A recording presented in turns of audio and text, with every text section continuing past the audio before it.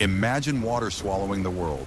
Mountains vanish, cities drown, and only a handful survive. That's not just the story of Noah, it's echoed in ancient myths across the globe. From Mesopotamia to Mesoamerica, cultures describe a catastrophic flood that reshaped the earth. Could all of them be wrong? Or is there a forgotten truth beneath the waves? Today on Is That Even Real? We explore one of humanity's oldest and strangest memories. A flood so massive, it changed the world. From the Bible's account to modern geology, from myth to science, this is the full story. Let's dive in. The Bible's flood story.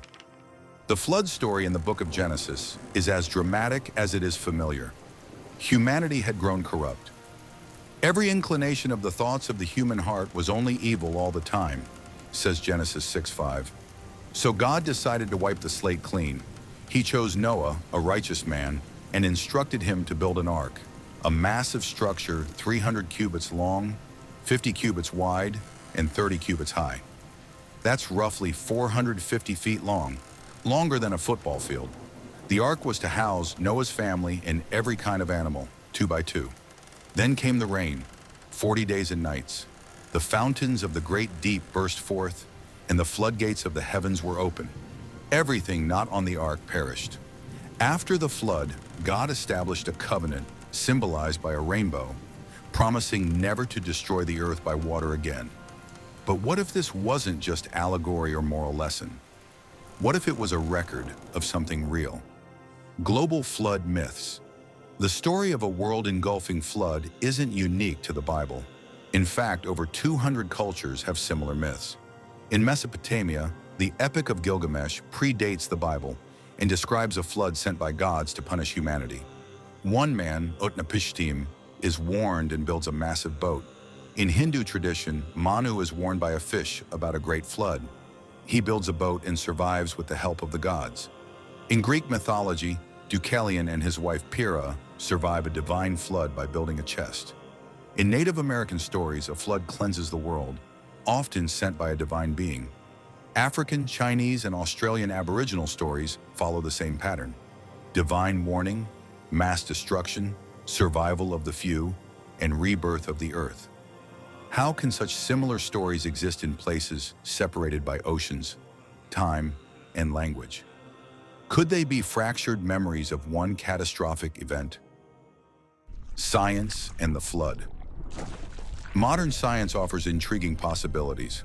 Around 12,000 years ago, the Ice Age ended. Glaciers melted rapidly, and sea levels rose over 400 feet, submerging vast stretches of coastal land. The Black Sea deluge theory suggests that around 5,600 BC, a massive influx of salt water from the Mediterranean poured into the Black Sea basin. Some researchers believe this event could have inspired the Noahic flood myth.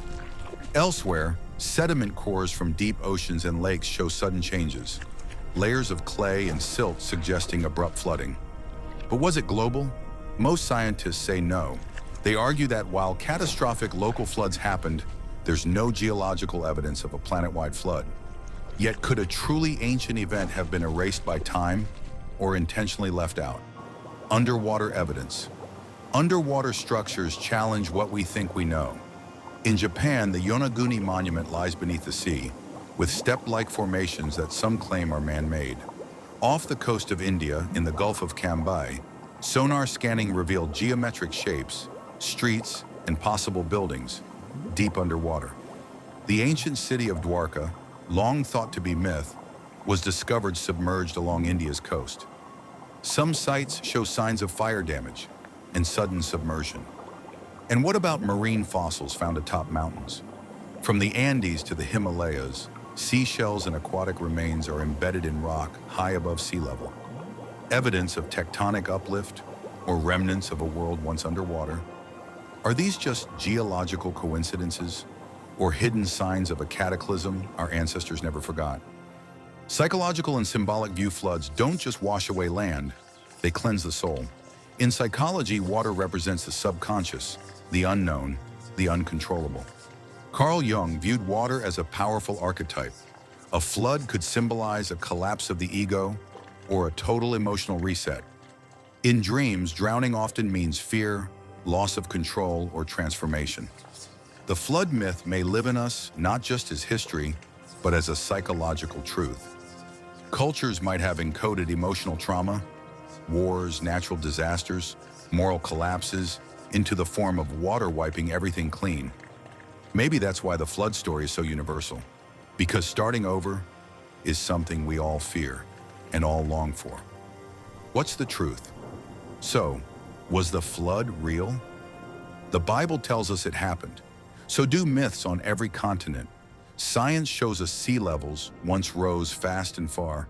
Ruins lie under oceans. Fossils sit on mountains. Psychology says the flood lives inside us too. A deep need for cleansing, for judgment, for rebirth. So maybe the flood wasn't just a story, maybe it was a memory, maybe it was a metaphor, or maybe it was both. Let us know what you believe.